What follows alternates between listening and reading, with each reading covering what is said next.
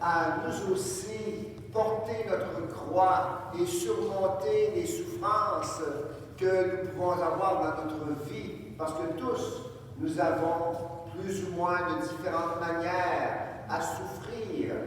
Et la souffrance, ce n'est pas naturel, c'est quelque chose qui est difficile à porter. Et le Seigneur bien veut nous encourager pour pas que nous abandonnions, que nous nous découragions.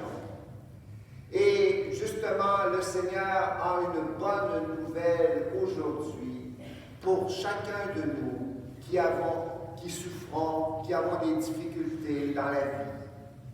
Cette bonne nouvelle elle est tout d'abord donnée par le prophète Isaïe dans la première lecture.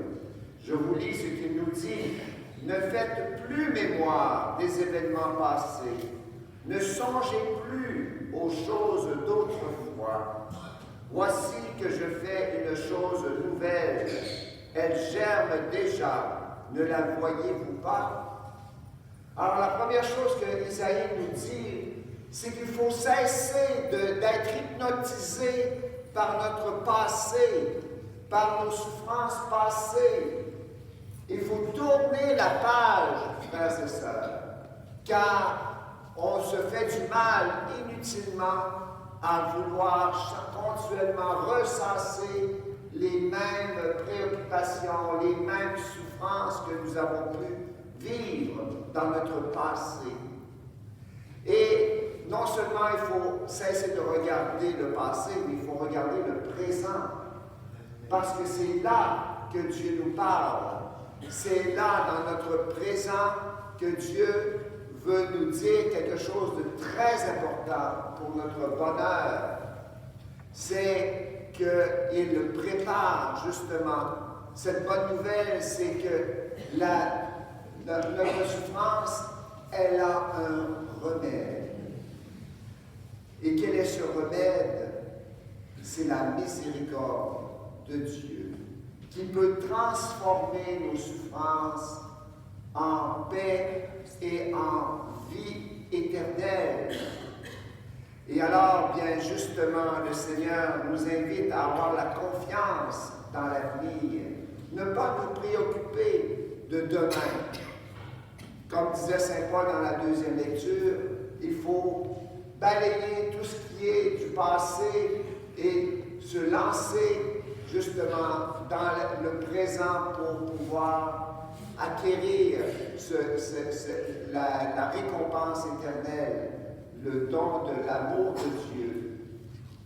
Et justement, pour nous montrer que c'est vraiment une bonne nouvelle, l'exemple de la femme dans l'Évangile est vraiment extraordinaire.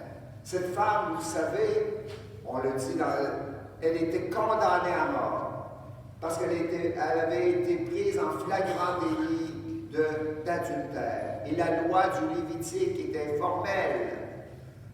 On devait lapider ces personnes, lui jeter des pierres jusqu'à ce qu'elle meure. C'est quelque chose d'horrible. Elle devait vivre, on pourrait dire, une grande angoisse, une grande anxiété, une peur, parce que devant la mort, eh bien, qui n'a pas peur? Et voilà qu'elle va rencontrer Jésus.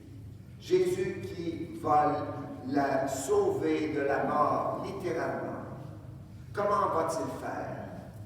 Alors que les pharisiens et les scribes vont venir à lui, tout pompés par... c'est un cas qui vont pouvoir le coincer, Jésus. Et Jésus, lui, garde son calme. Il s'agenouille par terre, il garde le silence. Et il écrit, il fait des traits dans le sable. Pas parce que si Jésus garde le silence, c'est pas parce qu'il ne s'intéresse pas à la question ou à la personne de cette femme. Au contraire, il est très sensible à cette détresse qu'elle vit. Si Jésus garde le silence, c'est parce qu'il ne veut pas entrer dans le jeu des pharisiens et des scribes qui vont justement condamner, qui vont accuser cette femme. Jésus n'est pas venu pour condamner les pécheurs, mais pour les sauver. Et c'est ce qu'il va faire avec cette femme qui était pécheresse. Elle va découvrir l'amour de Dieu, l'amour inconditionnel de Dieu.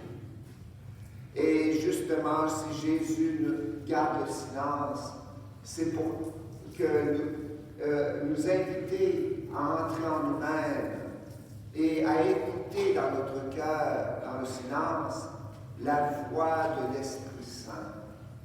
L'Esprit Saint, qu'est-ce qu'il fait en nous? Il nous découvre, lui, l'esprit de vérité, l'esprit d'amour. Eh bien, il nous découvre notre propre péché.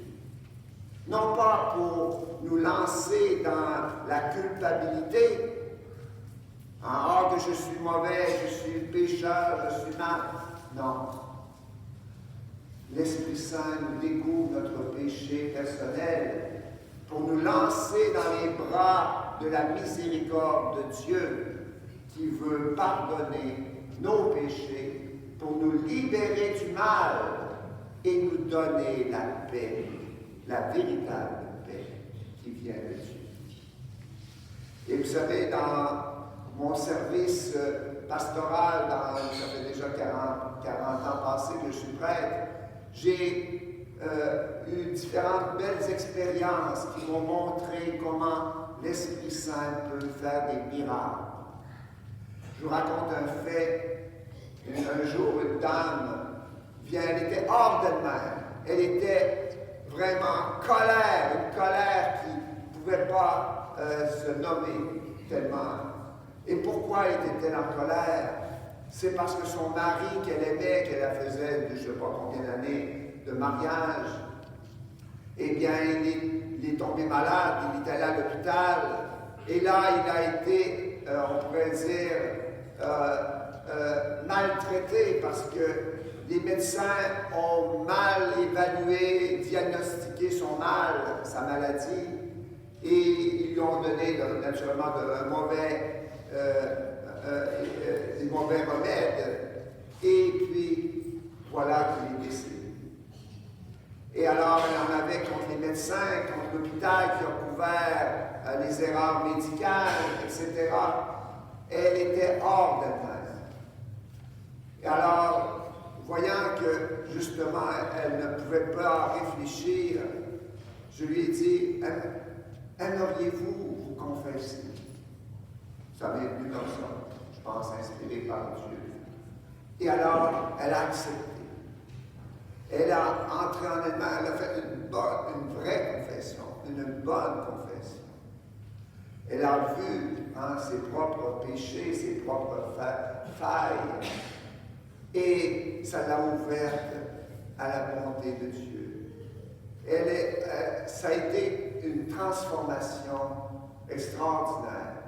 C'était devenu, elle a été capable de se sortir, de se libérer de l'accusation, de la condamnation du système de maladie des médecins et des hôpitaux pour accueillir la paix de Dieu. Et moi, je rendais grâce à Dieu de ce miracle qu'il a fait pour elle. Et cette femme, justement dans l'Évangile, a vécu la même transformation, je dirais. C'est une pécheresse, mais elle a reconnu son péché. Jésus, qui voit les cœurs, le voyait cela. Et lui a dit, c'est extraordinaire ce qu'il a dit, femme, où sont-ils donc ceux qui t'accusaient? Ils sont tous disparus. Pourquoi? Bien parce qu'ils ont eu le courage de regarder dans leur cœur leurs propres manquements, leurs propres fautes, leurs propres péchés. Et petit à petit, en an, ils ont quitté la scène.